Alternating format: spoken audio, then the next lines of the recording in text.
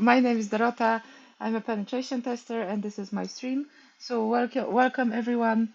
And I have a special guest today. This is Ryan. Short introduction from Ryan. For me, he's my hero actually because he created the Hack magazine, and I think it's an amazing magazine. And I will flip through the magazines later to show you how beautiful it is inside, how highly technical, and yeah, you can learn a lot about hacking and like pen testing from it. But and yeah, and so this is Ryan. I hope everyone can. Wanted to introduce Ryan again, and can you say something about yourself? Like introduce yourself in your own words. I think you will do it best. I'm Ryan, or Data Hater, which is my alias, I guess.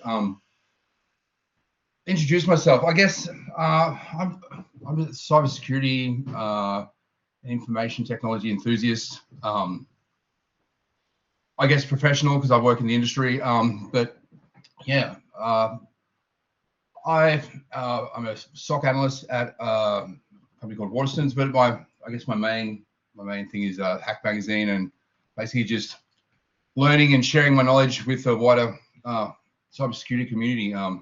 I guess showing the beauty of the hack, the art behind it, and the crazy, smart, intelligent people that are passionate about it, who live and breathe it every day. Like that's what I do. I basically provide a platform for people way more talented than myself to get knowledge out to everyone else. Great. And yeah, so I have a lot of questions here. And so my first question would be, can you share your story? How did you become the person you are today? If that's not too private, but so No, that's fine. Okay, so I've lived multiple lives. Like, I guess, okay, so I started on computers very young.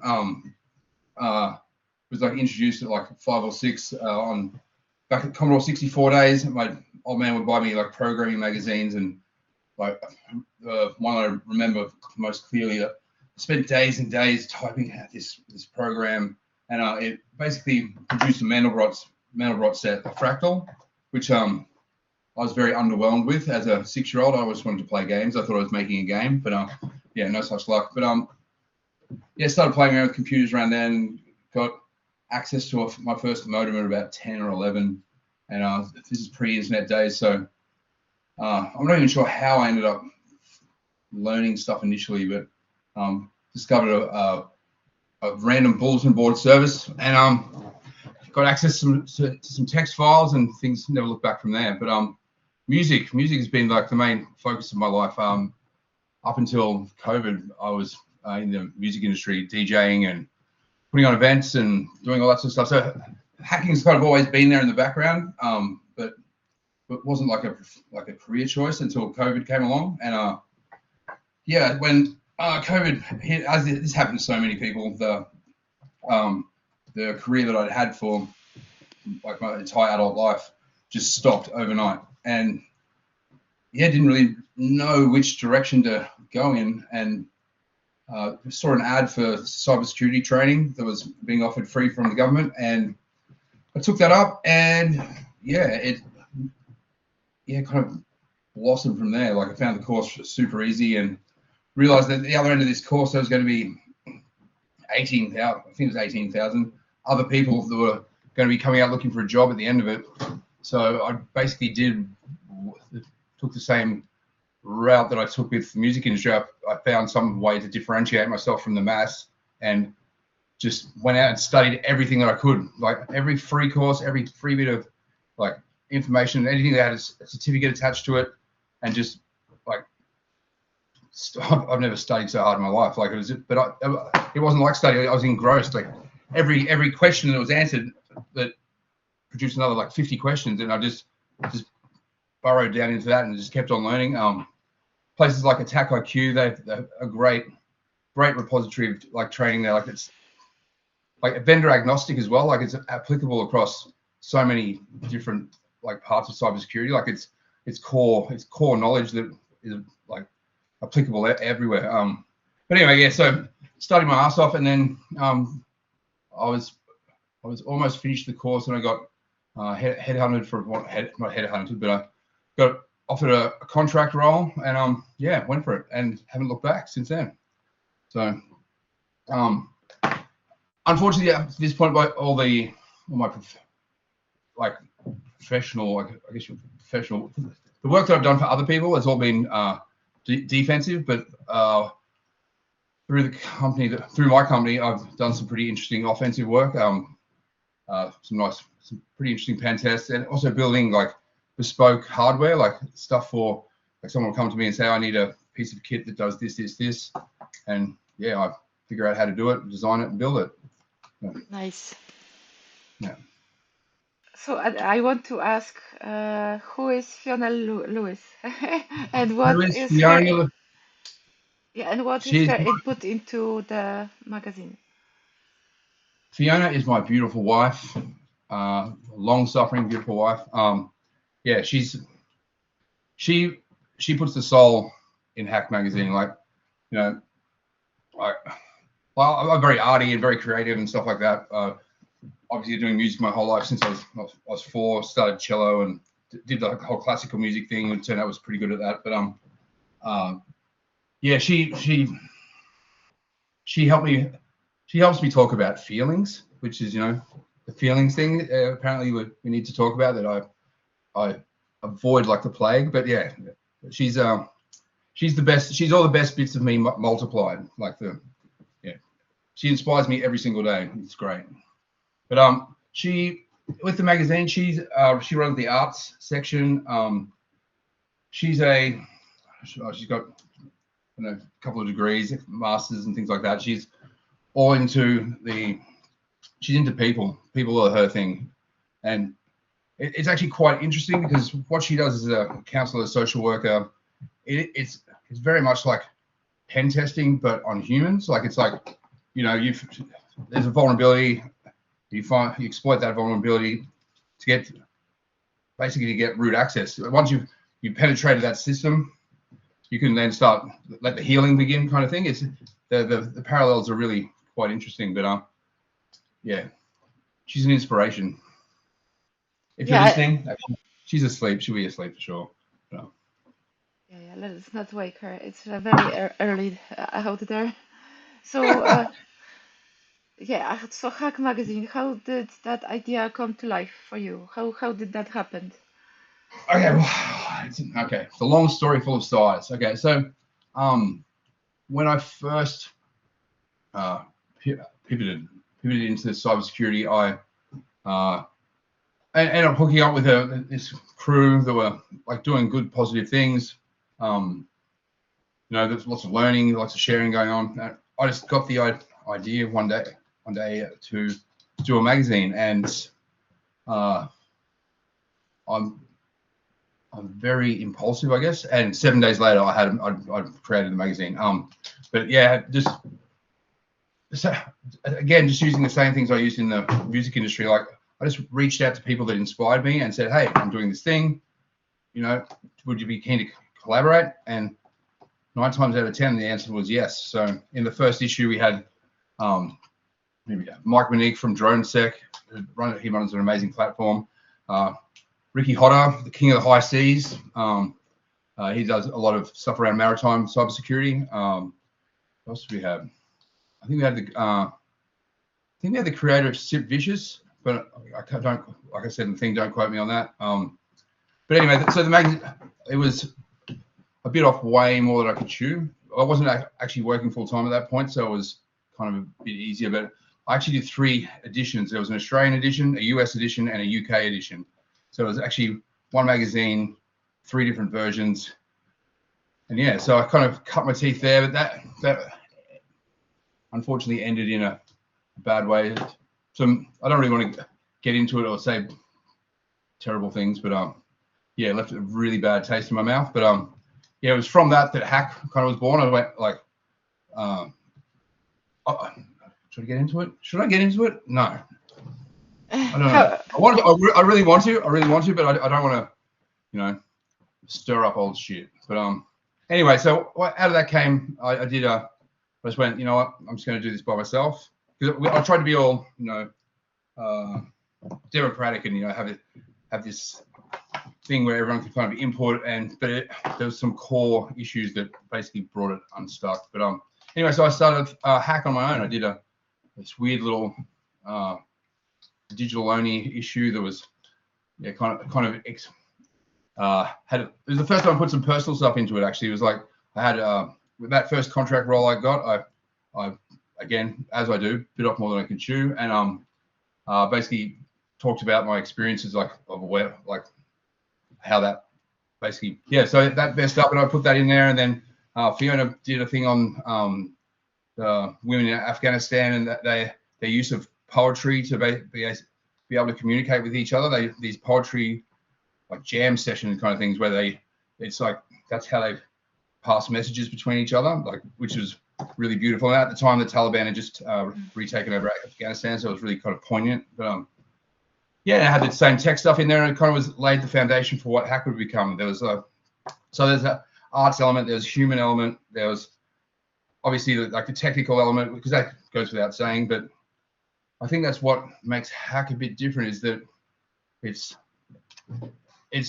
the technology, which that's the bit that floats, like that gets me coming back. Like that's the bit that excites me. But it's that the people element, the people that make it awesome, like the people's passion for the different the rainbow of fruit flavors that is cybersecurity. Like this, like the people in hack. That's what it's built from. And so yeah, I just have continued with that. Like that's kind of how it started, and I try to be uncompromising with it. Like I don't want anything to. That's why we don't really take on advertising, because I don't want to have to censor or curb who's in the magazine or what people say. Like it's neutral ground. Like it doesn't matter if you're an adversary or the government. It doesn't, like, both people's voice is equal in the magazine. Like, well, we'll be represented, even though, despite what my feelings may be either way. Like it's an open forum, and which isn't for everyone, But yeah, I think I'm being true to me, so I think it'll go for a while yet. Yeah, I'm just flipping through the magazines on screen, so we cannot see you. I can't. I can't see. But what are we looking at? Actually, I'll open it up. Yeah, the It's mine. issue from 2023, issue 2, the second issue, yeah, actually. Yeah, my question would be like, which is your favorite? Like, which issue is like your, I don't know, like My all of, favorite issue.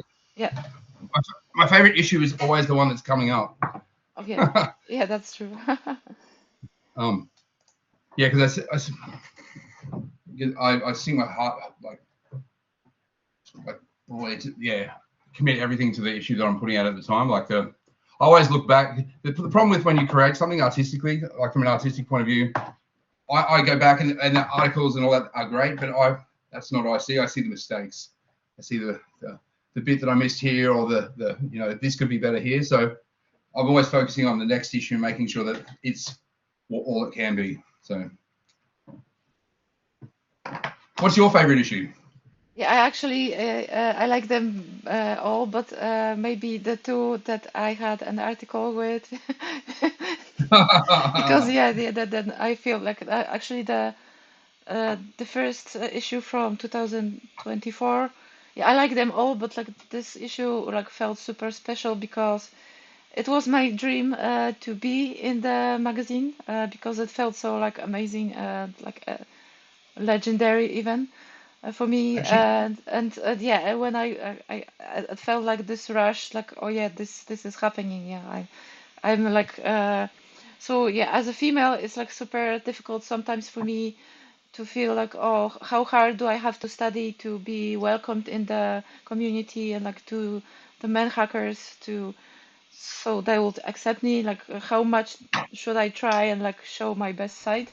and like being in the magazine kind of did that for me, like evaluated my existence in like the community, like in my Yeah. own mind. Actually, I don't know what happened like for others, but like for me, it felt like, yeah, this is better than getting the OCP certification.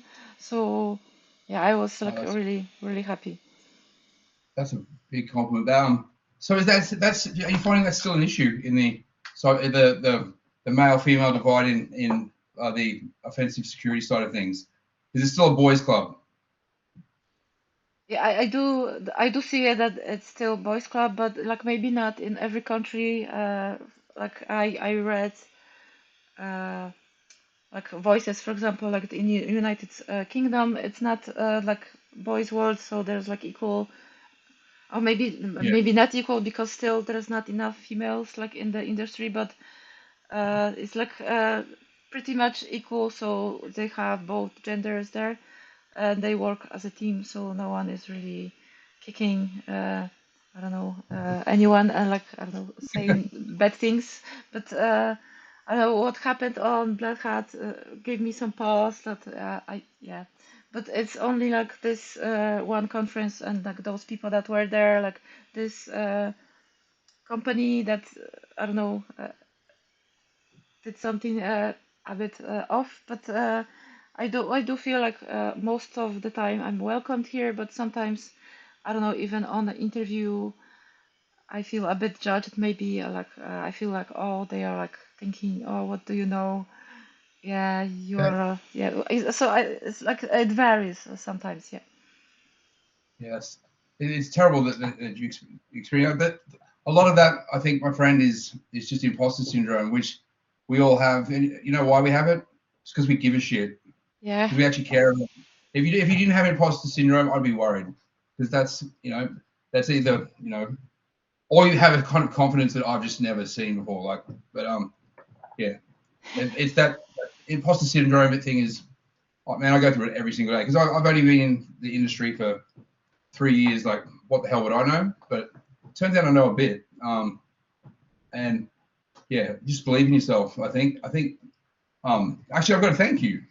It was because of your article, the hacker culture article, that I have a very interesting um, interview for the next hack. Owen from Frack Magazine. We're diving deep into Frack, so he reached out because of your article.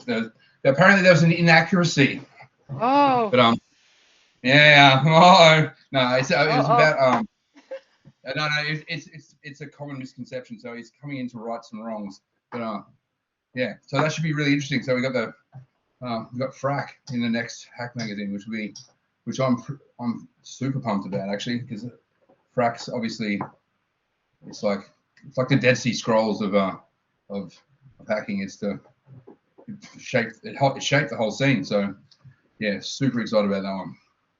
But thank you. That's because of you and your article. Yeah. Okay. This one is my first one, so I was like really pumped that it's there, and yeah, I really liked writing the Hacker Culture magazine, the article, and I was inspired with the article by King Crowley's book. So I asked her, "Oh, could you maybe, because yeah, I don't want to steal anything from your book. I just wanted to write it on my own. Yep. So could you maybe read the article and like say, do you give your blessing? Is everything in order?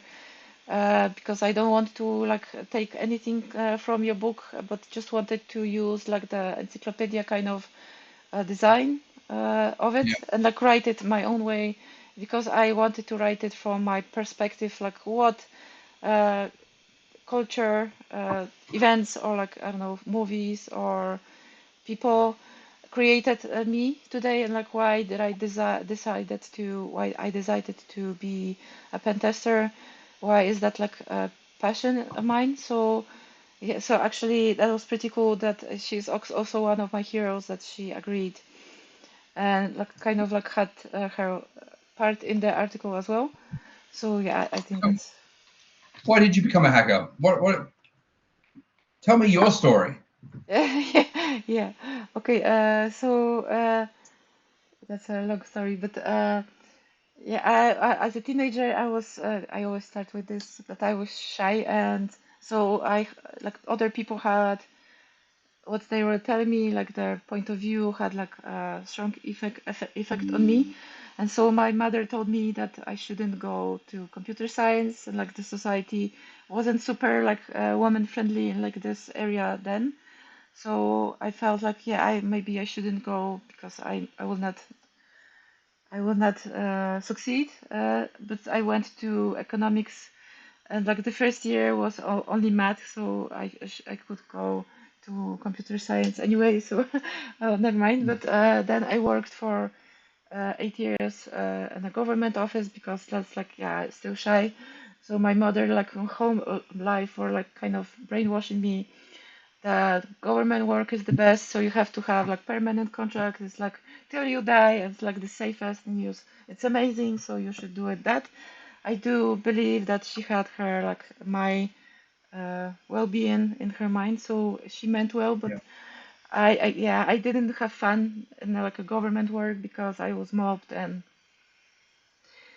yeah, and I wasn't appreciated really there for like how loyal I am, how hard I work. So then I had like some kind of a, I don't know, middle life crisis or whatever, and started thinking like, what? Yeah, I'm not living my own life here. So it's my mother's life, what she designed for me. So what do I do about it? Like, because my life is short, so yeah, I want to You be go, man. happy. What do we do about that? So I started thinking, yeah, what do I love? I went for a year abroad, and like to clear my head to think what do I want? So I went to Amsterdam for half a year, and I fell in love in that country. And in the like the cyclist culture, I have actually a bike tattoo on my ankle, uh, even because I really like cycling. So yeah, so I figured like while I was there, like I found software testing. So I Yeah. started learning about that, reading, and got certified. I got my first job, was a functional tester at first, and like, yeah. So to tell you like how much it meant to me when they called me that I got the job, I was like going back, and I was like in the middle of the, I don't know, crossing the street, and I pick up the phone and I started crying because oh my, I was so happy that And finally I'm really like going on my own path, and this is like my real life is starting now.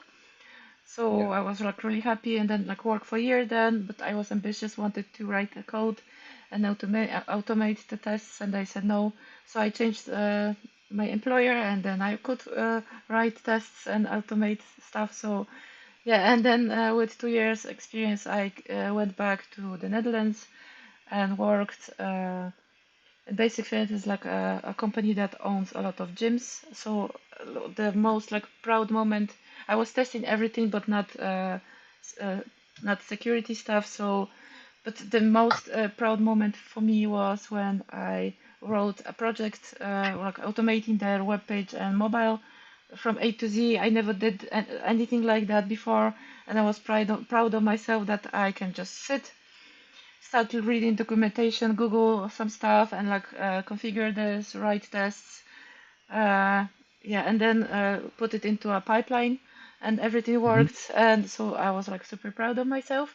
And at the same time, when I was in the Netherlands, I started going to Hack the Box meetups, and I felt like, yeah, and like when I was started working at Basic Fit, then the Mr. Robot TV show came out something like Yeah. around those dates chronologically, I think.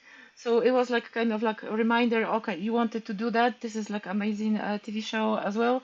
Very like technically well made, and so that was like the first spark. The second was when I started to go on meetups and like gaining maybe more courage to follow that path.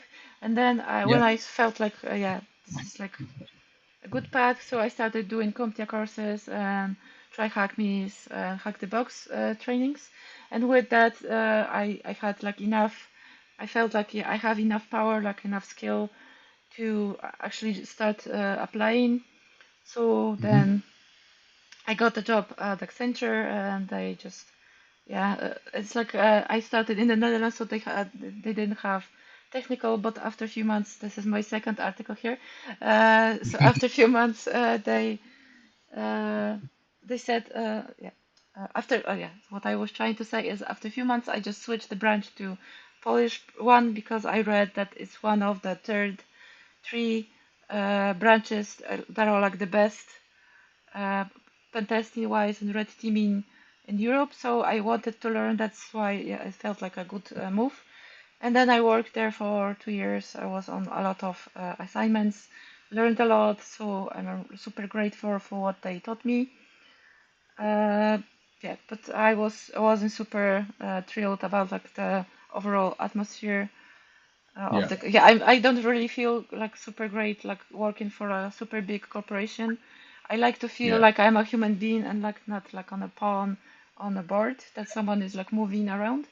So then Yogosha like the bug bounty company came along and they offered me a success hacker manager position. So that was pretty cool because I could work with like the hacker community, like with the people that I actually like yeah I feel close to and like uh, yeah, I actually love this community, so it felt like meant to be. But turns out the company had some trouble, so they had to lay some people off, and I was the last to join, so I was the first to go. first you go. And Nice. now I'm here starting my Twitch channel. Actually, not starting because it's like the Man, fifth stream, but yeah, looking for a job as well. So that's my story. it's in the air. There's a lot of reinvention going on at the moment. Like, I think okay, let's minimize that. That's a few seconds behind. It's really weird. Yeah, yeah. There's lots of reinvention going on at the moment. Like, Ricky Hodder, I actually spoke to him just today. He's he's moving on from the company that he created to start something new. Um, myself, I'm moving on as well. I'm looking for new opportunities at the moment as well. So it's it's an exciting time, but it's scary as shit, you know. But as life's too short, man. You got to pursue your passions, and I think I don't think that you've got anything to worry about, mate. You got skills, you know. Do something to make a difference. Like there's I meet so many. Like you go to one of these conferences, right? I was at B-Sides in Brisbane, presented the other week. I'm terrible at presenting, like, and I'm definitely afraid of it, but I just keep doing it because I want to get good at it. But uh, these rooms full of like the most insanely smart people, like next level, like stuff I can't even comprehend. But like I just think if every one of those people in that room, 1 hour a day, what's one into doing something like to change the world, like to like the possibilities would be endless. Like there's so many, and I'm sure there's people out there that are doing this, but if there's, I don't know, there's cybersecurity is kind of everybody's issue now. Like it's not just limited to companies. It's like you know, your parents getting scammed, the just everything going on. Like it's it's worse than the pandemic. Like it's like we're not winning. We're not winning this fight. I'm always thinking about like what I can do personally to like make grassroots kind of changes. Like I've got this thing, pro bono solo hobo, which is just basically me doing free cybersecurity work for people that need it. Like helping elderly like not get scammed, or setting up, showing people how to set up their home networks. Like just simple stuff, but that little change there has made one person more secure, and they can teach people after that. Like it's yeah, you secure a bank, and that stops people losing their money, which helps a large amount of people. But ultimately, you're not there to secure their money. You're there to protect the bank's profits. So I guess I'm gaining more experience into the business side of cybersecurity. It's a little sad sometimes that profit is the goal, not security. Because ultimately, the goal isn't, in most of these companies, isn't security. The goal is to make money. So Yeah, that's um, sad. I wanted to ask, is that okay if I ask about the issue that happened before the hack? Uh, issue. The issue that happened before Yeah, hack. All the right. magazine. So you said, fun fact, 76. You may or may not know, but Hack wasn't my first magazine. My first, actually, first three, I did an Australian, UK, and US editions, was for a collective that had great potential, but ultimately ended in tears. Not getting into the story as its ancient history, and ultimately I learned a whole heap hard way lessons, but all the issues I created have sat mothballed for long enough that the amazing peeps that contributed articles deserve better. Uh, yeah, I will flip through the magazine, but can you elaborate what does that mean? You don't have to See what go it too does much mean. in detail, but It's okay. I don't. There's ultimately. Let's bring in. Where are you? Look. Which one are we looking at? Can't even find me. There we are. A few seconds behind. Awesome. So uh, the group is called Haunted Hacker, which is it still kind of exists today. A guy, Mike Jones, who's like former anonymous or something like this. I'm not sure. Um, it was quite inspiring. It was cool. He was building this community, and it was all going great guns. It's actually really good, like collaboration between people all over the world. It was great. It was going really well. And I decided to start the magazine. He goes, yeah, sure, go for it. Made the magazine, and magazine was going. It was going good. There was a few. We tried to like branch it out into like so the UK would kind of run itself, and um, that was going okay. There was a girl named Amy who was like heading that up, and she was great. She's doing really well now, and like I think she runs like cyber safe, like the escape rooms. Like she does those and the cyber training. But anyway, it's going really well. And then like there was always a bit of weirdness around stuff. I don't know what Mike's deal exactly was, but there was this one incident that went down where dudes from Anonymous like they hacked the server. There was some controversy around Mike's involvement. I never really got into it, but anyway, they went break guns, and there was all this shit going on Twitter, and I said like I don't give a who you are. Mike's my mate. I'll stand by him. Like I don't care what he's done.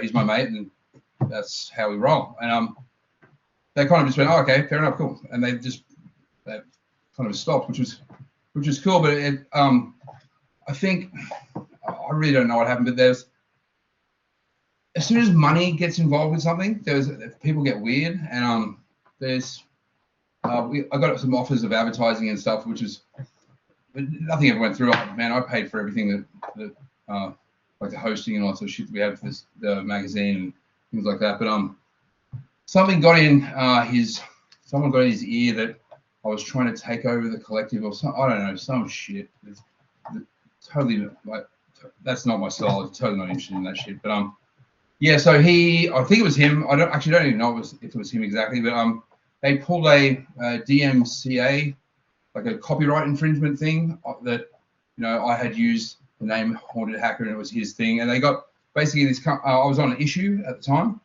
I'd been on that platform for about 14 years. I put my first design portfolio on there, and they shut my shit down overnight. And I couldn't get to speak to their legal department. I had the documents, like the working documents for making these magazines, as proof that I made this magazine, but I couldn't get through to anyone. So yeah, just pulled the. It was all very, very shitty, and it rocked me because I kind of put. It was my first. When I say I learned a lot from it, like I put a lot of trust in people. That's just how I am. I put a lot of trust in people, and naively, I was, yeah. I always had this utopian view of everything. Like I like to give people the benefit of the doubt, and like I think we can build an amazing world like through technology. Like I think the potential's there, but yeah, it taught me measured steps. Like it's which is why Hack is still to this day is basically a one-man project. Like it's because it's my baby, and I have, it's hard to, like, you know, put enough trust in someone that this won't happen again. Like, because I didn't see it coming. I didn't, like, and that, to have work that's yours just gone. It was completely shut down. Like, it was, yeah, ripping. And that, man, there's some great, like, you can see now, that's only one of the, there's 5 issues. There's that I will rebrand and put out as like, because the guys that contributed, they don't deserve that. Like, they've put all this work into these articles, and that's mothballed now. So yeah, like I said, it's a long story full of size, but it was rough, man. You know, it messed with my ability to trust as well for quite a while. Like, it's just, you know, it's but I've always been one of those people, you know, like, I'll help anyone with anything. All they have to do is ask, you know. But so it's a character flaw, but it's not one I'm willing to change. Yeah, but I wanted to say that I'm really happy that I met you, because I'm actually the same. So I'm super kind, and like just want to help people. And some Yeah. people tell me that like they use the word pure in accordance to me. So yeah, that's really nice. I'm by no means pure. But it's like what I wanted to say is like really nice to know that there are like more people like me out there somewhere, maybe on a Yeah. different continent, like upside down. But but it's like yeah, nice to know, like a good thing that it It's, feels less lonely now. yeah. It's see, the thing like, you know, it's hard for me to put into words like how much like I love this shit. Like, it's not like I clock in at whatever time and I clock out at the end of the day, and that's my cybersecurity done. Like, I'm looking around my desk here, and I've got, okay, so what do we got here? What are we working on? So we've got some RF stuff. I'm building an RF hacking rig just to do some demos with. Okay, we got, this is the fun one. This is a SIM box. It's what they use for sending out the spam SMSs. Basically, it's for getting around telco things. So you can basically go in over IP and then inject your SMSs straight into the mobile network. So I'm giving a presentation at B-Sides in Canberra on that. It should be fun. What else we got? It's just all projects. Like, I wake up in the morning, it's the first thing I think about. Like, I'll wake Fee up in the middle of the night and go, hey Fee, remember that thing I was talking about yesterday with the thing?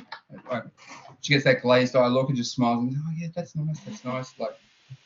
Like, you know what? I want to work for a company that loves cybersecurity as much as I do. Like, is passionate about it. Not is a cybersecurity business, is fucking passionate about it. Like, digs what they do, digs innovation, and like, that's, like, they're out there. There's some great companies. I take on these projects basically to learn shit that I don't know. Like, things fascinate me, and I just got to know everything. So that's why I have so many projects. That's why, you know, it's one of those things where you answer a question and 20 more open up, and then there's the things you're not allowed to know, and that's even shinier. It's like, oh yeah, let's get into that. Yeah, You know? yeah. It's I know. not even the hacking thing for me isn't about access. It isn't about money. It's about, it's a puzzle. You know, like, okay, that's over there. How do I get it from here?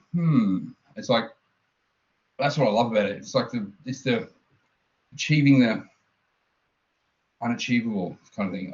I guess, you know, it's that constant. I don't know. It just excites me, man. And it's nice to see other people's, like, that's what I think is great about the hacker community. And I think the meeting people in real life is really, like, because up until about a year ago, I'd never actually spoken to another hacker face to face. So, like, I've always just lone wolfed everything. And yeah, man, it's good to see someone else's face light up when you talk, like, you start talking about something technical instead of getting that glazed eye thing, like where they're like hanging on what's going to happen next. Like, yeah. Yeah. It's good. So that's why streams like this are awesome. Like, because it attracts people who dig it, who actually, you know, who get the thrill off like learning that new thing, and know that even the most non-technical person can look at something and see it from an angle that you completely haven't considered, and that could be the way, that could be the answer. It's like everyone, there's always, yeah, the whole gatekeepy kind of thing with the whole, we have this knowledge and we hold dominion over you all, like that stuff. Those days are gone, man. Like open access to all information, I think, is the way forward. Like if I was chatting about it rather badly on another podcast, I didn't really get through the point I was trying to make, but you can't protect against things you don't know about, like, and that I like finding out things that we're not meant to know about. That's the fun bit. Yeah, The like illusion of security.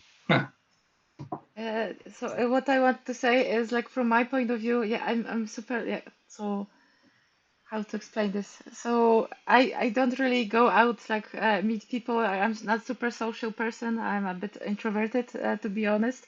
And like the last 2 years, I was mostly sitting at home learning stuff.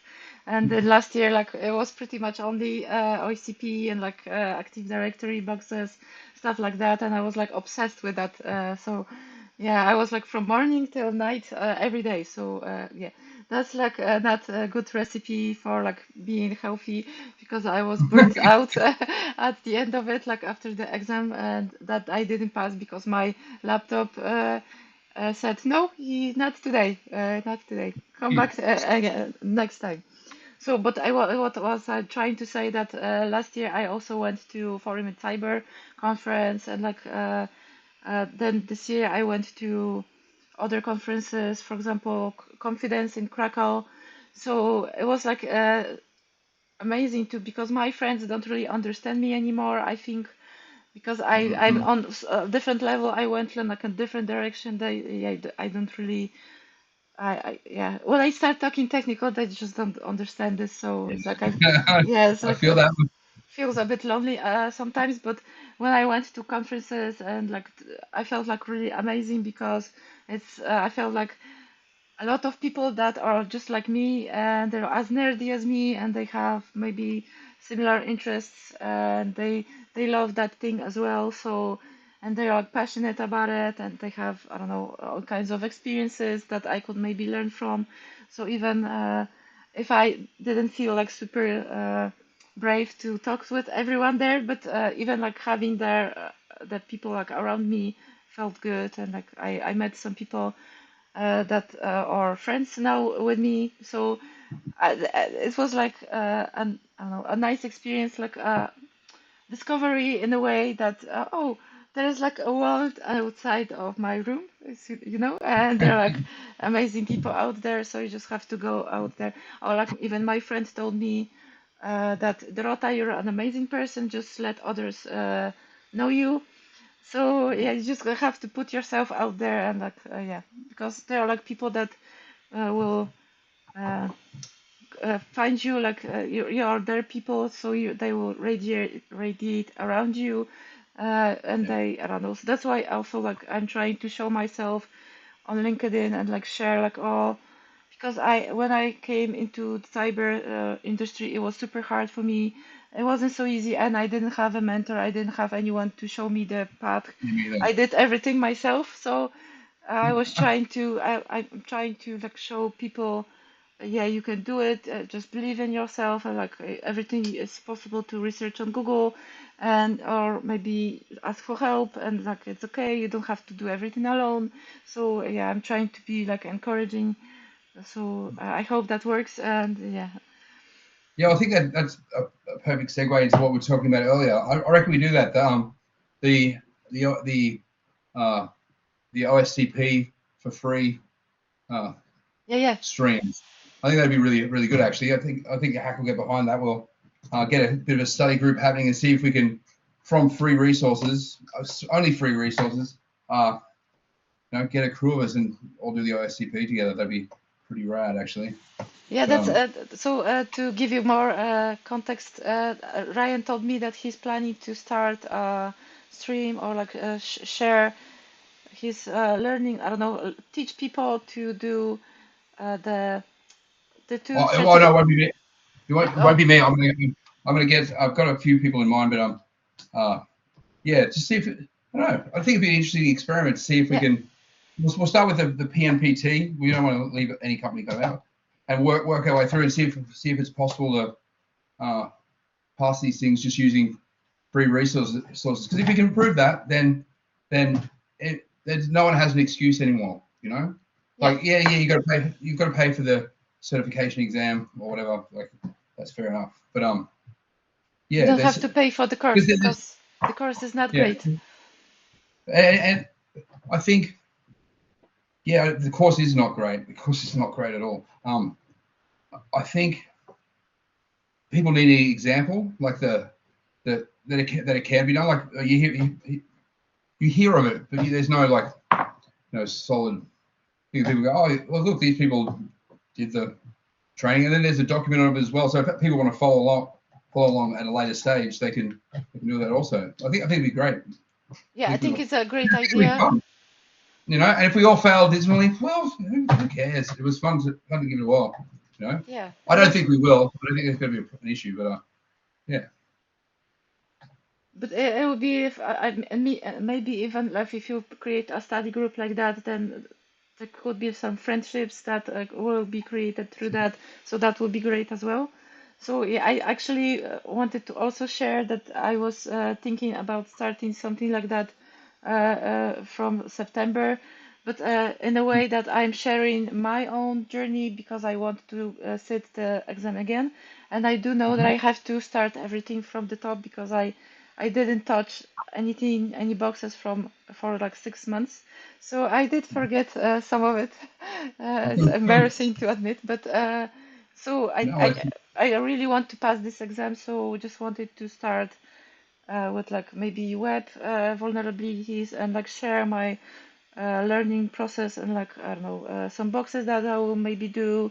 Maybe not super live because I do feel like I have to prepare and like don't embarrass myself too much, but just wanted to, and it would be not like I'm kind of like teaching people, but also like I'm learning myself, and maybe others will like give me some hints and stuff like that. But it was mostly like the purpose for this is to maybe share knowledge, but also like the purpose is to force myself into starting to learn for the exam. So I have like the point to start doing that, and like because I'm sharing it on Twitch, then I'm learning it in a way that I am able to explain those things to my grandmother. So if I can explain to my grandmother, that's how I know that I understand this, and then I feel prepared and maybe not super stressed on the actual exam like I was before. So yeah, that's like my idea. So we will see, fingers crossed. Oh, look, we've got a little Ryan in the crowd. Hey man, how you doing? So yeah, do you know Ryan? He's an absolute legend. The dude is a weapon. I think he's written like 4 books this year. Like, he's incredible. He's an incredible young man. He's a constant source of inspiration. That kid, my God. See, like crazy. Yeah, actually, I don't know if I know Ryan. I don't connect his nick, but if I would see his picture or maybe find him on LinkedIn, then I will connect the dots. But for now, I'm not super sure. Yeah, I have a If question. you don't know him, I'll introduce him later. But yeah. Oh yeah, you could. Yeah, for sure. I would love that. Do you maybe have stories that you want to share with us? I like to listen to stories. Yeah. So.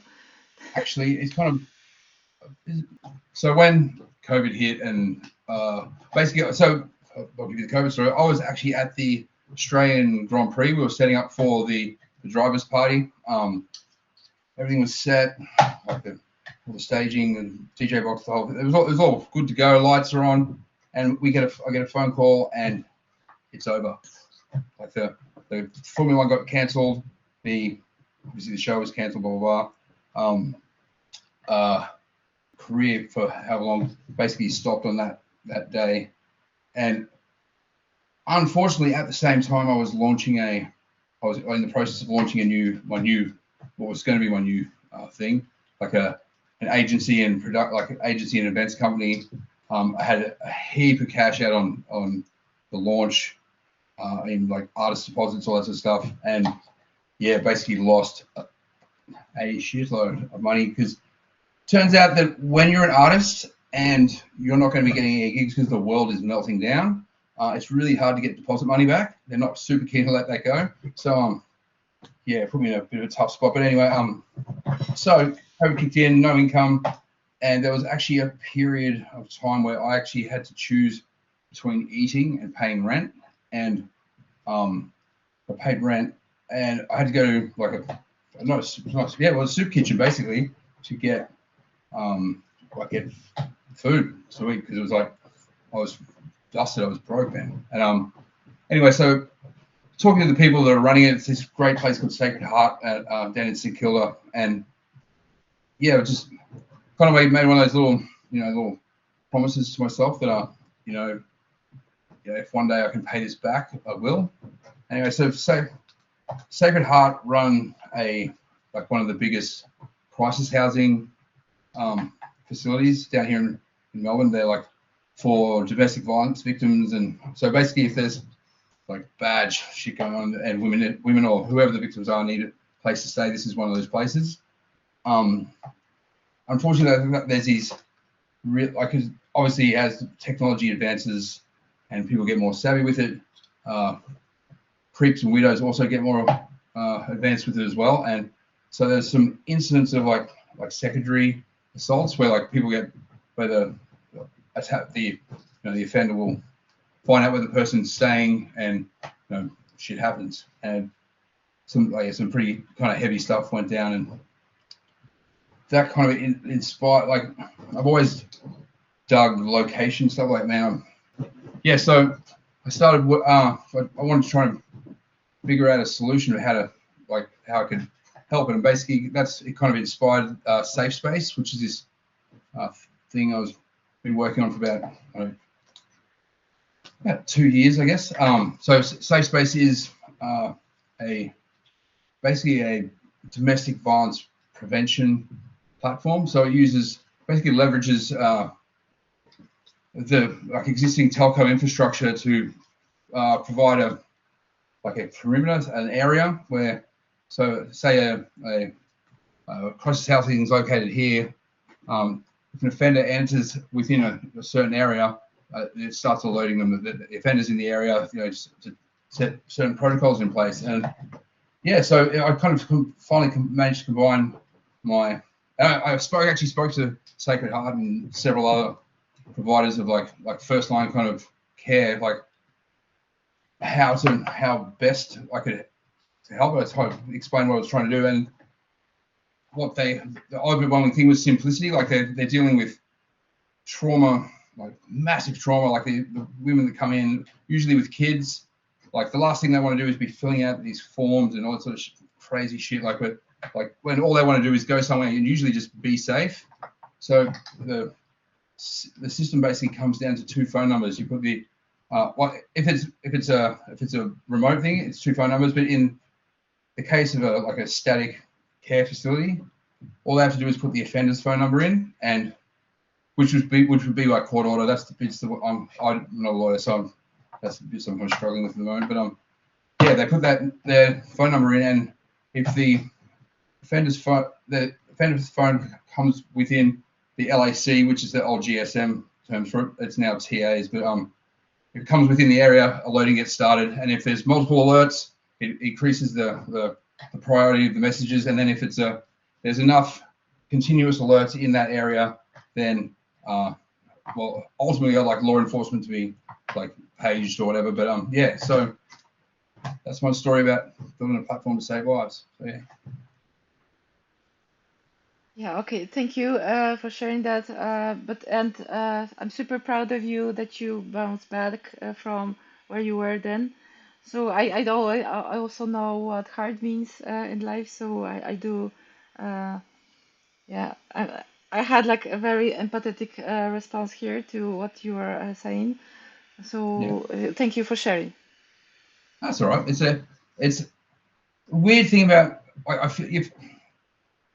feel kind of weird about it because, like, you know, you're exposing parts that are kind of hard, I guess. Mm-hmm. But if that helps someone else get through something, like it's really kind of rewarding. Like I had there was a post on LinkedIn the other day, and someone mentioned that one of the editorial things that started on the magazines and said like that it resonated with what he's going through, and just that by itself made that whole whatever embarrassment or shame that I feel over things worthwhile. Like the sharing, like it's a tough thing to do, but I think if people can learn from mistakes that you've made, that's fucking awesome. That's help however you can, But because I am fallible, I am a learned lessons the hard way guy. Like, and if I don't learn it the first time, I'll try and try again. Yeah, I guess that's a good mindset to have, as persistence is needed in this industry. So, speaking about persistence, what qualities do you believe are highly successful cybersecurity professionals share, or maybe should possess? Curiosity and tenacity. Curiosity and tenacity.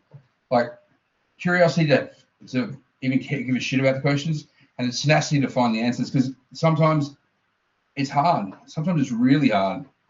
Sometimes it's frustrating, and sometimes you just want to rip your hair out. And it's like it's and that's not just for the like the learning things or figuring things out. It's like the process of applying for jobs, or the process of like getting a policy changed at the place you work. Or tenacity, man. Tenacity is a huge one. And Yeah. just be honorable, forthright, like be,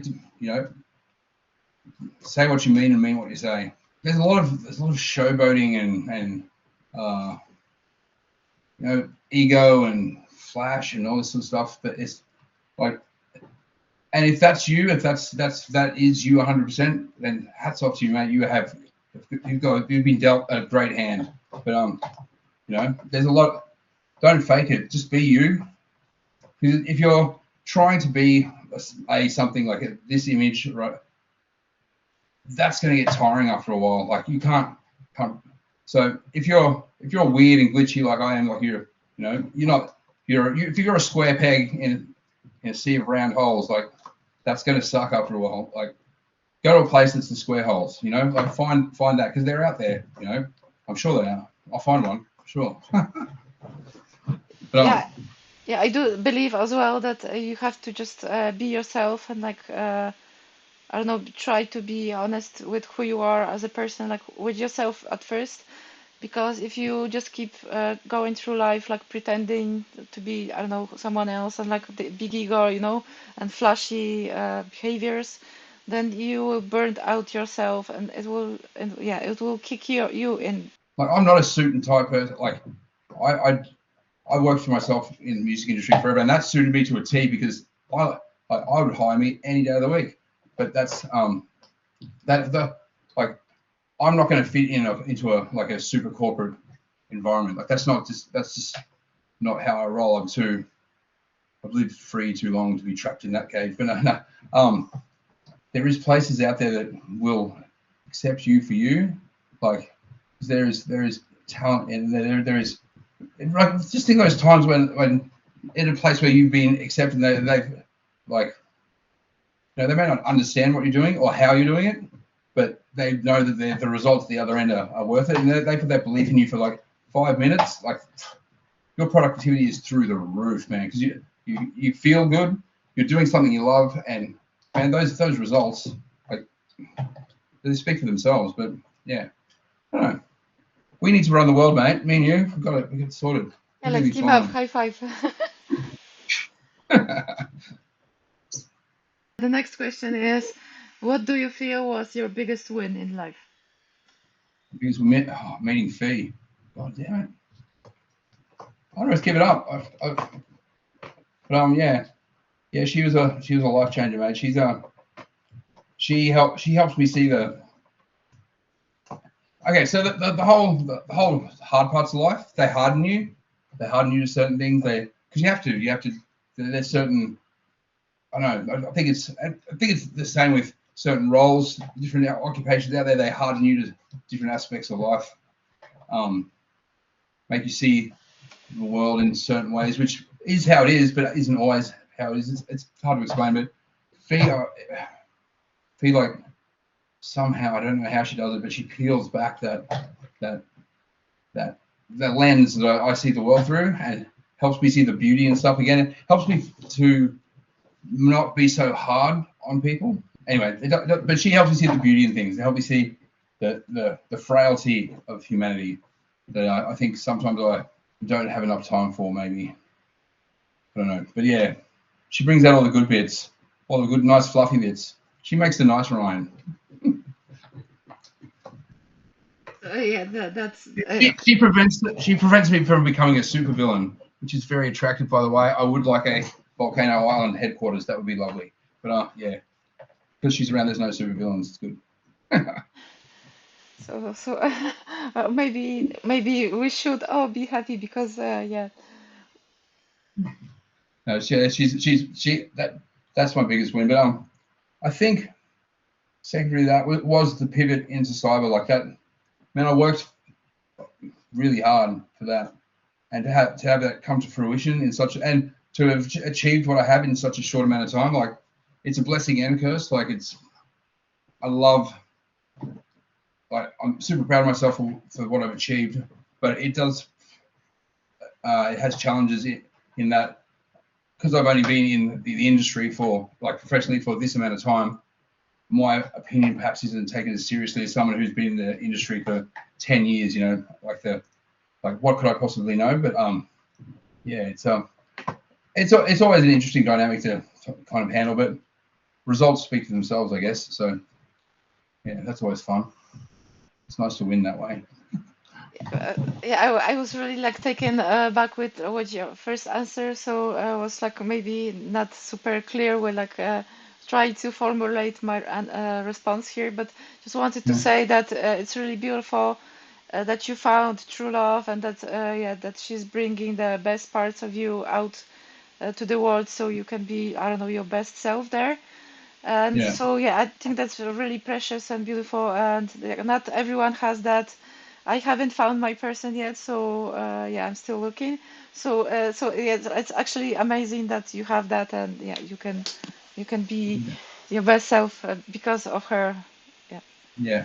I know how lucky it's like. I'm super lucky that that's how it's ended up. But I think we'll actually do some work together as well, like combining her knowledge and her skill set with the whole counselling and art therapy and things like that, and bring into something around like cybersecurity with like the mental health and well-being in cybersecurity, and even going even deeper than that. So basically, the trauma that's inflicted by doing like the pointy end of cyber, like when you're dealing with the hard shit, like sex trafficking and the kitty porn and all that sort of stuff. They've got people that are dealing with that kind of shit day in day out, like the impact that has on people. And I think she's kind of interested in that kind of aspect and helping people who deal with that kind of trauma. Like I did the first thing I ever did, what first CTF I ever did was what is it? The National Missing Persons Hackathon. The Trace is it Trace Labs? Yeah, Trace Labs. And it was really a really strange experience because I did really well, which was kind of surprising. But this is where the weird became, like, I found a guy's suicide note in it was basically a suicide note in Stream. It was in a Stream channel, and it was, what got me thinking about it was I was super excited. I got 500 points, woo!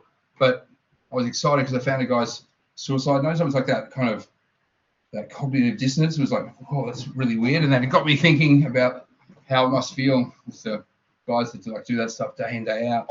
I don't know how they do it, man. They are superheroes. They are the superheroes. But yeah, like how do you exist in the world? Like we all know that bad shit happens, but these guys know bad shit happens. It's in there. We're looking at doing stuff around that. I don't know. I think it's kind of exciting. I have no idea how it will look, but yeah, it'd be nice to work with her, like kind of with our fields combined. So yeah. Yeah, you mentioned, yeah, I wanted to ask a different question, but actually this is interesting. So you mentioned that you took part in a CTF. So how many CTFs did you take part in? Like, do you like doing like things like that? Not And as like, many, not as many as I'd like. Man, I love OSINT. OSINT is, I love it. It's so much fun. It's it's because I'm big on privacy and anonymity. I help people out with, like, through my business. I help people like clean up their digital footprint and help them walk them through the process of like getting their data removed and all that sort of stuff. Like, there's automated services that do it, but I don't know how successful they really are, because because the issues we've come across, I don't know how they will automate these processes, because it's yeah, anyway. But so the OSINT stuff's really cool, because I like to be able to show people, hey, look what I found about you just from your email address or things like that. And then it's helpful in the pen testing side of things, because, man, it's like, you know for yourself, like, how much stuff is out there, like how it's usually the way. If it's not through like a phishing email, it's something you found through OSINT that's like giving you the keys to, well, to your initial access anyway. Well, yeah, but CTFs, I like the Trace Labs stuff. That's cool. I kind of participated a bit more heavily for a while early on, but it becomes kind of all consuming. It was messing with my mental a little bit. It's because it's hard to, like, it's nice to know you're providing hope for these people, but it's ultimately they're still missing. Like, so it's I've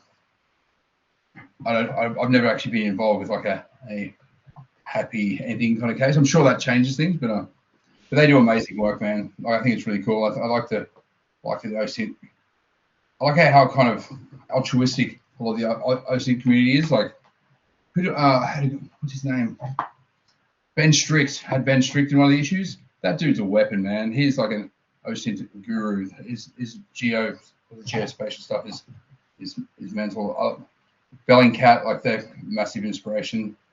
Like, I'd like Hack one day to have made that kind of footprint. You know, like the I don't know how it's going to do it yet, but you know, to make change on that kind of stuff. Like, the fact that the Bellingcat like get invited to The Hague to, you know, expose stuff on war crimes and shit, like, that's making a difference. That's some cool stuff, man. Like, seriously, like, I don't know about you, but that's why I'm here. I want to make the world a better place through the limited skill set that I have. I'm going to use it to the best of my ability to make some change. so that's really noble of you. I feel inspired here, and I kind of like maybe blown away. I didn't, yeah, I didn't even think about those aspects of cyber, like you mentioned with the guys that find like they have it on their faces, and like, yeah, it must be super tough. And for me, like, my world is mostly now like learning like on Hack the Box and like Active Directory and exams and certifications, and like it seems like my world in comparison to the world you described is a bit maybe unicorns and rainbows here, because I'm like yeah, closed up in like learning things and like being like experiencing a new industry, and yeah, and trying to share like positive messages on LinkedIn, but there is also like a super dark side of that industry as well. Yeah, and that must be super tough to like work in that environment like every day. Yeah. Yeah, it's yeah, I have massive respect for those people. It's like so this Simbox talk that I'm doing, especially the camera one, I've added some stuff to it. It's about the technology, which I love, but it's also about the I guess the criminal element behind it, and how easily it's merged in with big business, and from big business to government and stuff like that. Like, this, it's huge, man. Like, it's the Wild West out there with a lot of this stuff. Like, and people are making, there's big money involved, and I don't know, it kind of gets that, like, this stuff that's just purely about money. Like, the next one that I'm working on at the moment is about airline security, and like the how basically they, like, it was inspired by, I got my nail scissors confiscated as I went through baggage check, but they smiled as they gave back like the most dangerous piece of kit in my bag, which is the SDR. And I was just kind of thinking about, what could I actually do with this? Like, could I do something terrible with this on the flight? And yeah, so this talk is basically about what's possible, and it's pretty scary. But like, yeah, I don't know if that's like a bit rude or arsey. Like I'm not poking fun at anyone, but it's I guess it's like a reality check for the rest of us who think it's like that illusion of security thing. I like popping those bubbles. It's going to get me in trouble one day, but you know, so be it. But I think it's it's useful because you open eyes and like make people aware like what the world is like out there, what is happening. So maybe I should take my pink glasses off my nose too sometimes. You know who Pliny the Prompter is? I think I do, yes. Yeah. Like I love it. I've got doing an article on him for the next hack, but his idea of like freeing the AIs, like he basically jailbreaks every AI that comes out. Like I love that mindset. Like that's your unicorns and rainbows. That's amazing. At the same time, he's showing that these things that people putting so much trust in are inherently flawed, and that while pulling the brakes a little bit, maybe make sure that you've got your shit locked down before you release your new AI model into production. And it's cool. So there's a place for both. Like I guess it's just it's getting the message across, like to people. Like if it's all doom and gloom all the time, like you become resistant to it. Like we become desensitized. So like we hear about breaches, especially being in cyber, because we're in this little bubble of people that are always talking about the same shit all the time, every day, and so we become desensitized to breaches and this crazy shit happened. And, what, another 2 million, another 20 million passwords, credentials. The whole AT&T, like everyone at AT&T has been exposed. Or like, and we just go, another one. It doesn't really mean much to us anymore. It's just another cool place to get some passwords from, maybe. But but that's those same incidents to people like my parents. It scares the shit out of them. Like, Fee's mum the other week. I don't know what she clicked on, but she had her bank fleeced. They got stuff on her computer, but yeah, she's terrified now. Absolutely terrified. It's I don't know, the mess as an industry, we've got to get better at communicating the message to everyone else. Like we know it. We know these things. We know MFA. We know passwords. We know what's good. Like don't have a flat network. We know all these things. But getting that messaging across so it's common knowledge. Like I don't know how that works. Like these even kids coming up now. Like the kids coming up now. They're super like computer savvy, but not so much security savvy. Like that. I think that needs to be incorporated somehow. I don't know what the answer is, but I think the messaging from our industry to the wider community needs to be not cheapened, but it needs to be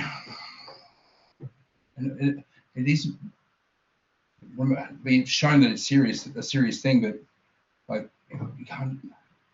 I don't know what the answer is. I'll figure it out though. Give me a couple of days. Yeah, but I think we need more people like you that just want to do something outside of their work. So they work, for example, like in cyber, like I don't know, pen testing, whatever, and then they close their laptop and they do something else for the rest of the day. So we need people that are like you, then they are on a mission and they do something to help others as well. So maybe pro bono or like I don't know, joining organization that helps other people. So yeah, I think those kinds of people are like really needed right now. So not only doing the cyber for like the money or like for I don't know for like the fame, but also to share the knowledge like with everyone actually. Yeah. I think that actually that's actually a really good point. I think the key is stuff like that. I was trying I've got too many projects, but I was trying to put like a framework together for like the whole pro bono solo hobo thing, like okay, so this is how you start it, whether it's a group, whether it's you by yourself, that just does cybersecurity type things free for like your community, like your direct community, like grassroots. We're not talking about, we're talking about doing for the neighbors, like setting up their Wi-Fi, or doing something in the library to to tell old people old people. That's so rude. I'm one of them now. So like to share with people, like, okay, these are the new scams. This is what this is how you can avoid it. Like just information sharing, stuff like that. All it would take is like one person in each community, in each area, to kind of and that's a lot of people, but it's not that many people, and I'm sure there's even if you wouldn't even really need to be super technically gifted or skilled, like these are things you could learn easily. Like you could put packs together, like I don't know, a newsletter each month that these are the new scams to let everyone know about, blah blah. It's achievable, but the problem with once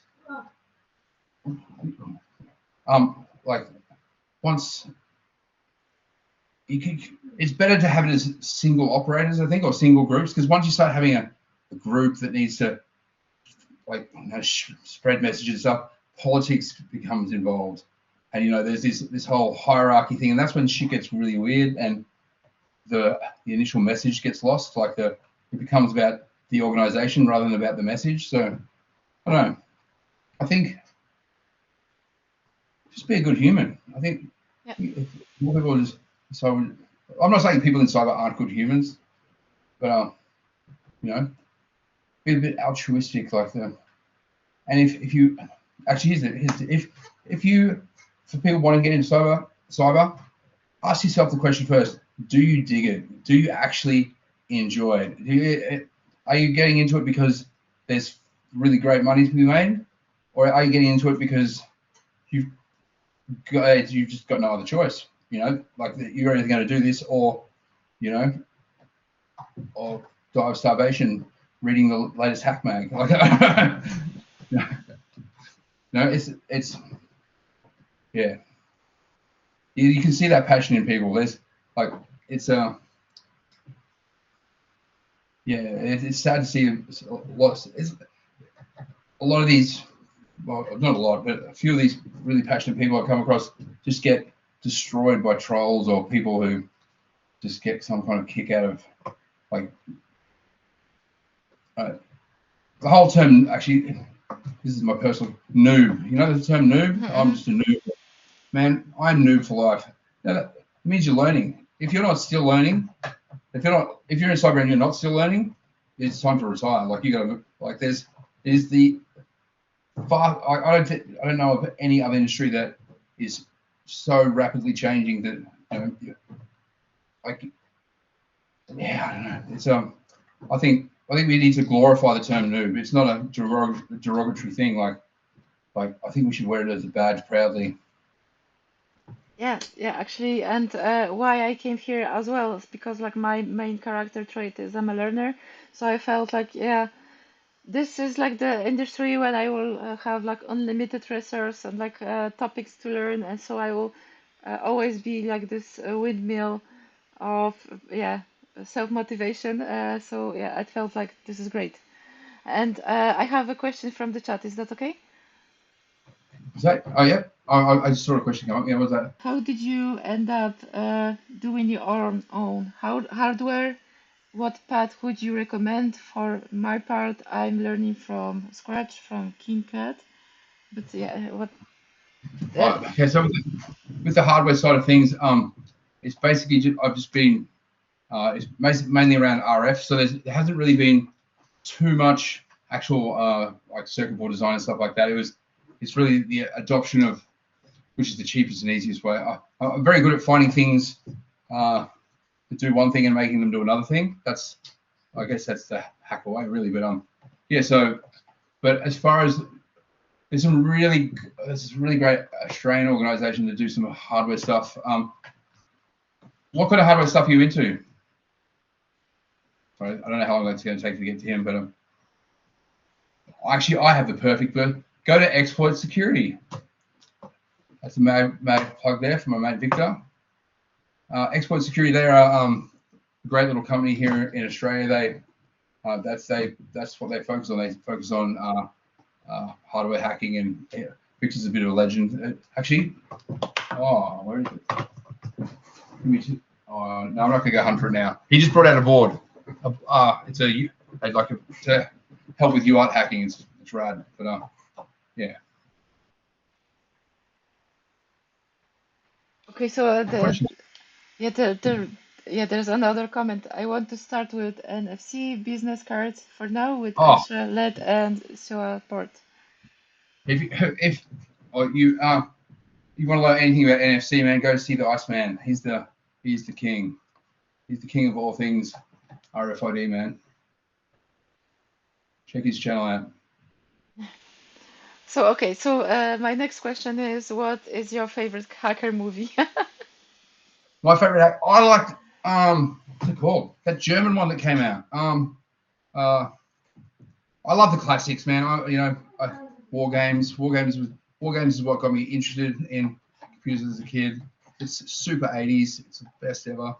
I can't remember the name of it. What's the one that came out? It's about 2013. It's from Germany. Yeah, I don't remember the title, but I know which movie you're talking about. So yeah, but of course I love hackers. That's everyone has to love it. I revisited that recently. It's terrible. It's a terrible movie, but it's a guilty pleasure. Fee hates it. She thinks it's dumb, but I'm starting to agree with her. But there's a lot of terrible hacker movies. I really like that one from 2013. That was good. What else is there? What do we got? You've got war games. You've got sneakers. You've got Black Hat. That was terrible. Justin Hemsworth should never be cast as a hacker again. That was terrible. Yeah. Keep a superhero. Superhero. That's his niche. We'll keep him there. I really like The Matrix actually, and okay. So I don't even consider that. That's like the Bible for me. It's like the 3 books of the Bible. No, but actually, the first time I saw The Matrix at the cinema when it came out, and it freaked me out because I used to have a recurring dream as a child that was basically the plot of The Matrix, or part of the plot of The Matrix. I would wake up in this big white, like bright white room, and every person in the world was asleep on the morgue beds with like wires on the head just going up into forever. Whoa. And I would walk around trying to wake people up, and they wouldn't wake up, and then I'd get this feeling, and then something would start pursuing me through this sea of the whole planet asleep. So when I saw The Matrix, it spun me out a bit, but love that movie. It's great. Okay, so that was a little bit of insight into me. So that's there we go. Yep, he's crackers. Thank you for your answer. And okay, so I have some cybersecurity related questions now. What is your advice for career success when it comes to getting hired, climbing the corporate ladder, or starting a company in cybersecurity? One of those 3.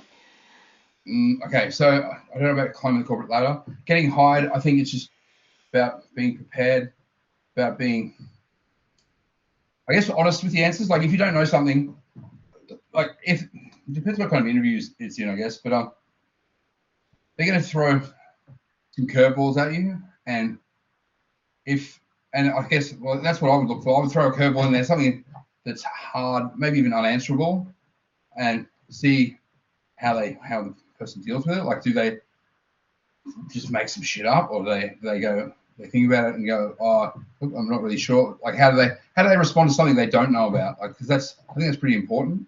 But know that those kind of questions are going to come, and don't necessarily prepare for them, but be okay with saying, yeah, I'm sorry, I'm not really sure about that, but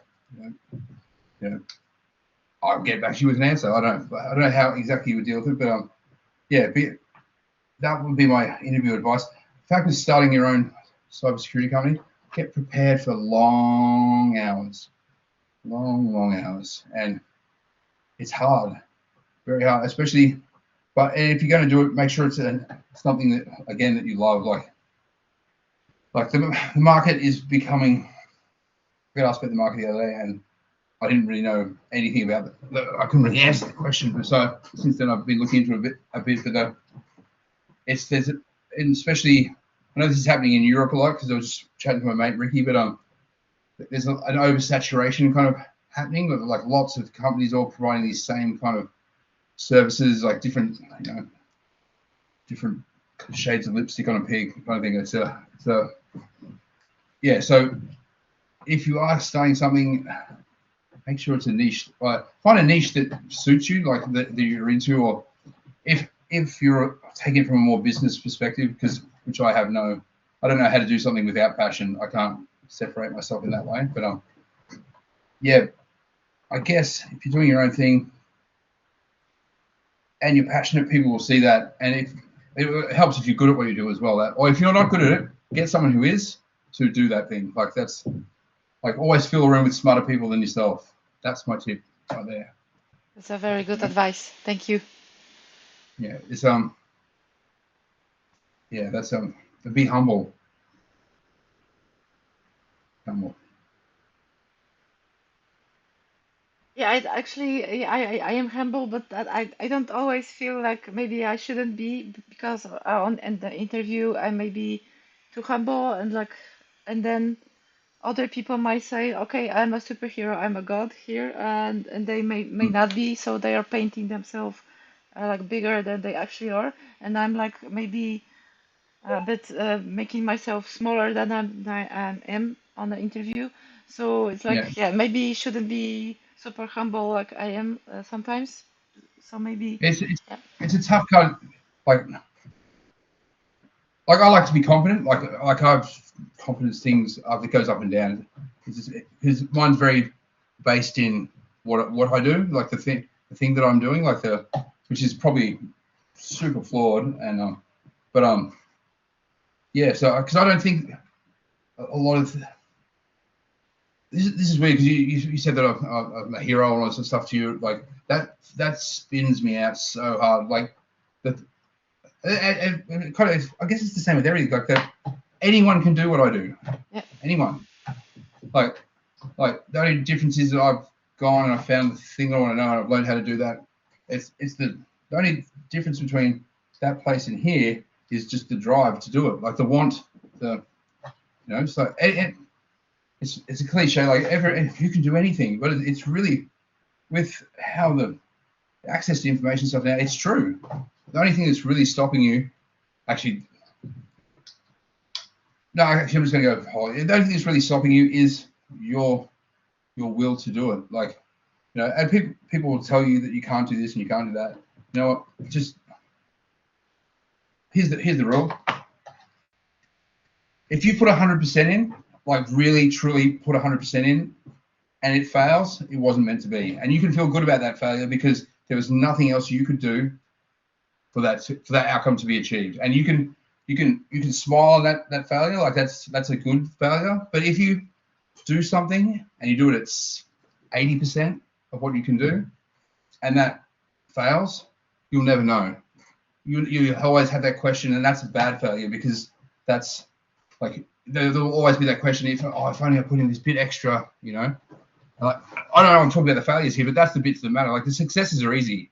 They're like you don't need to know about successes. Everyone can handle success. That's not a problem. Like it's the falling over part and the getting back up after the tough bit. Like, but if you fail at 100%, that's a good fail. And I think the ability to be able to do that is probably I guess it's a life character trait. It's not just, yeah. I forgot what the question is. I'm rambling. It's really early or late. I can't remember which time, but yeah. yeah. I was I will. Yeah, now I'm a bit stressed too. I'm starting to run out of the questions, so I think like 20 minutes more. So, and I have a question, but yeah, so you don't have to answer this one, but just feel free and tell me you don't want to answer. It's great. It's okay with me. But what is your biggest mistake you've ever made, and how did you recover from it? Oh God, so many to choose from. I told you I'm a learn the hard way guy. Biggest mistake. Oh, I don't know. Actually, that's a doozy of a question. Off the top, what's the biggest mistake? This is the biggest, but it's probably the most at the forefront of my mind at the moment because it's a pretty pertinent kind of issue and it has a lot to do with what's going on with me at the moment. But you don't have to take. Okay, Australia has this with this. Okay, it's probably global. I'm not sure. I don't have a global perspective on things, but we have this thing in Australia. Just take it on the chin. Grin and bear it. We tend not to complain. We don't. If something's shit, we'll just deal with it. Like it's a kind of a stoic kind of way of doing things, and that's not. It's not necessarily a good thing. Like it's and it was definitely the case for me. But like you don't have to put up with shit condition. Like you don't have to put up with people's shit. Like it's like it's just not. It's not like the and if people aren't willing to like if you take the steps and let people know that this is something's happening and nothing gets done, man, you have every right to sorry, I keep swearing, I'm terrible with that, but don't put up with it because it will mess with you and yeah, it's speak up because chances are and if your direct manager or something like that isn't dealing with it, or you don't feel it's being dealt with, take it higher. That's another thing. You don't go around the chain of command kind of thing. You report to, and that's it. That's if you go around, that's kind of like disloyal. Like I'm a massive loyal to a fault kind of guy, but yeah, don't put up with it because ultimately it will not be good for you, and it's longevity in this. But burnout is real, and what contributes massively to burnout is the environment and the how the team operates and works is a massive thing. Especially like I think this could be a utopian view, but I think communication, especially even it's red team stuff, yeah, it's big, but in the blue team thing, like the communication and the asking of questions and and more importantly, the answering of questions and how questions are answered is if there's like a SOC channel at your work, it needs to be like basically a living encyclopedia of like cybersecurity knowledge, like somewhere where someone can go and ask a question and everyone kind of gets in on it and it helps, like and is inclusive and I don't know, it's I've not seen this anyway, but I think this is what one should be. Yeah, don't put up with shit treatment because you're better than that and you deserve better, and yeah, and don't let it fester because that's the worst bit. That's my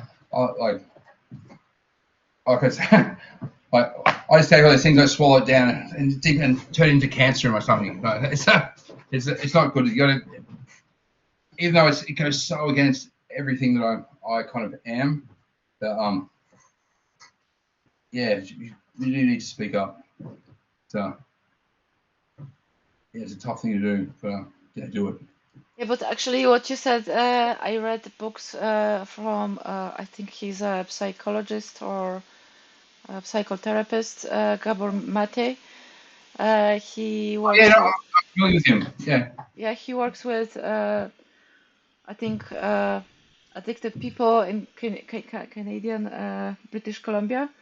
So, yeah, from his books, like it really opened my mind because I was trying to understand why was I sick? Like, why did that happen to me? But like reading his book, like really made me like realize it's like who I am, yeah, how I learned to cope with like I don't know, trauma or like things that were happening Yeah. to me. So I'm very introvert person, so I just kept it to myself.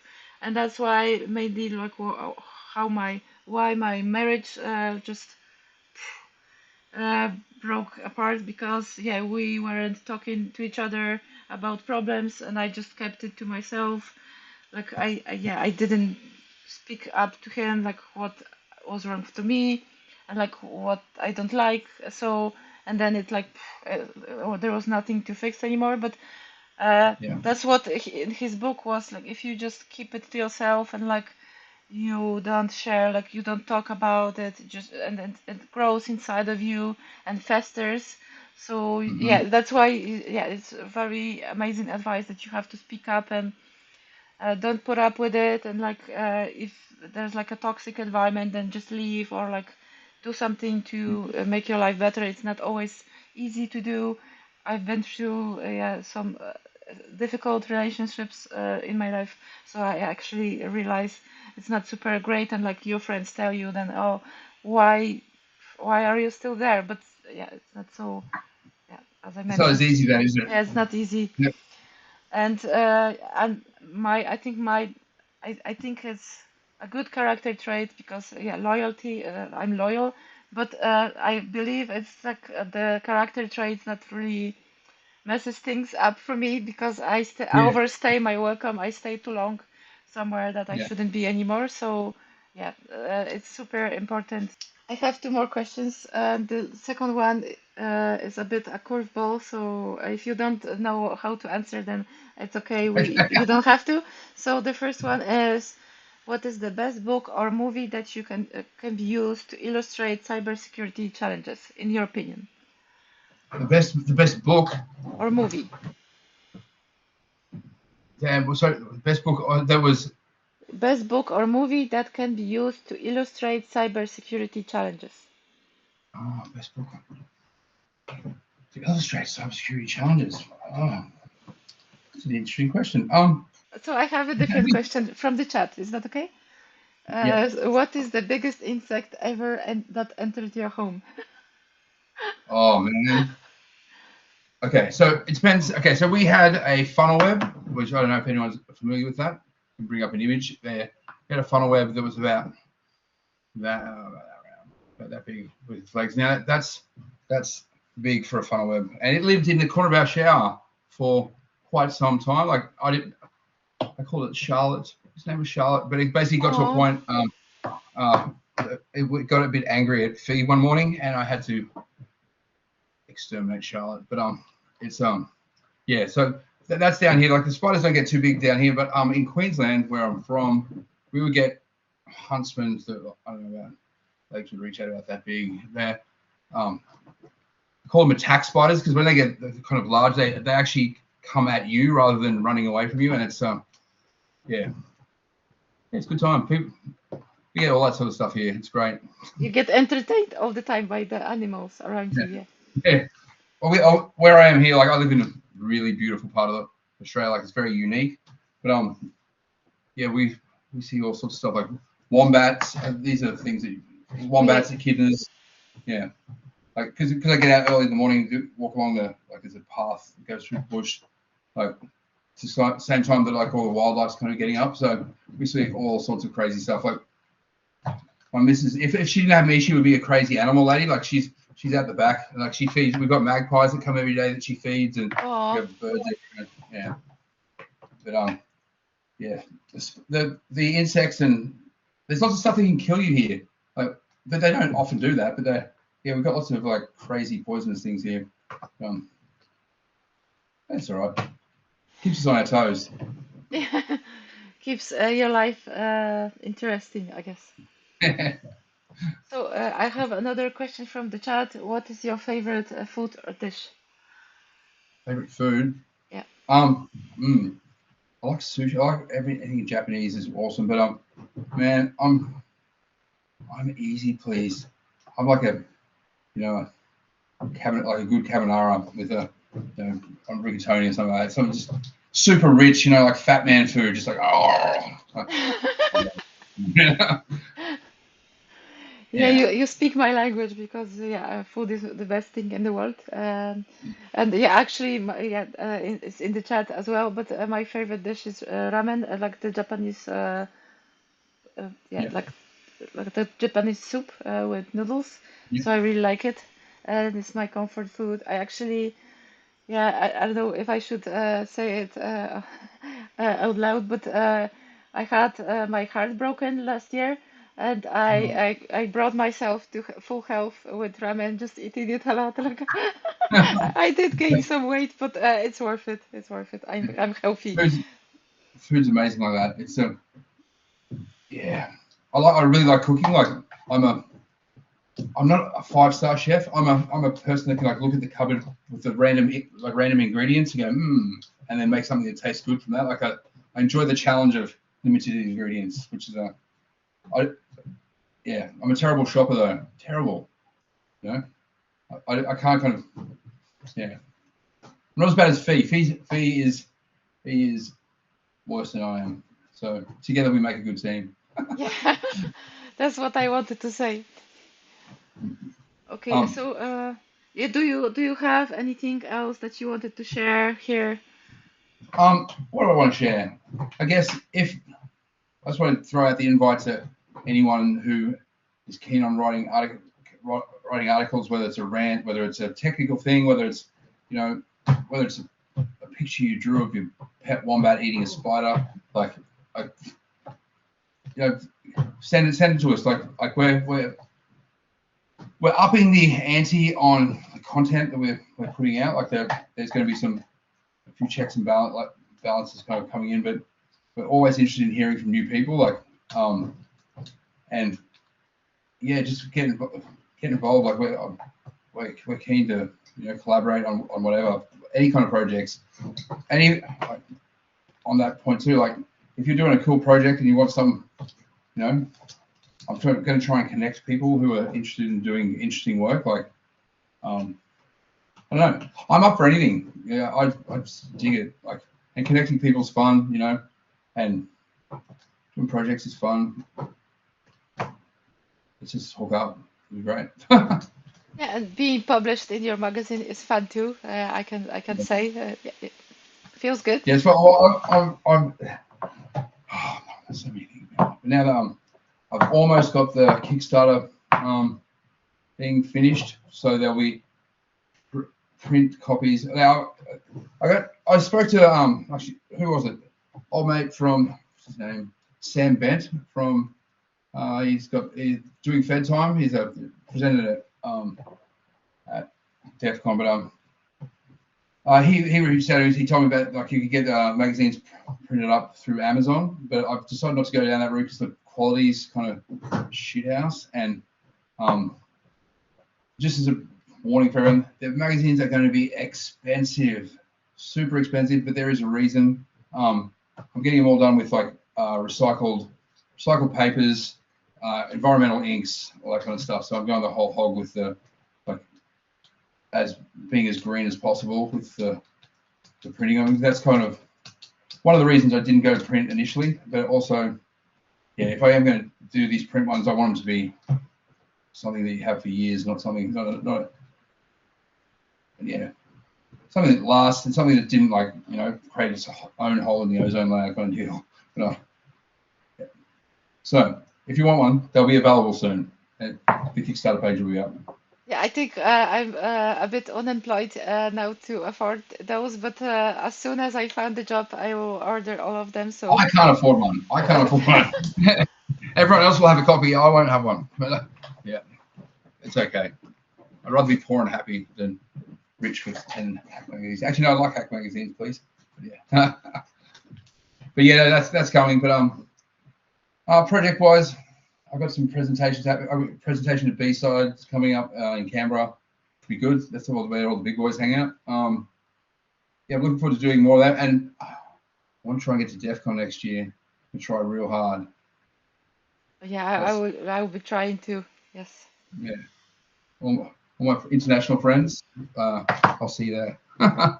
Yeah. So thank you for coming to my stream, and yeah, it's super early, so yeah, I don't know if you want to get back to sleep or what is happening next, but I'm again, not thank sure. you so much. No, it's my pleasure. Thank you. Bye.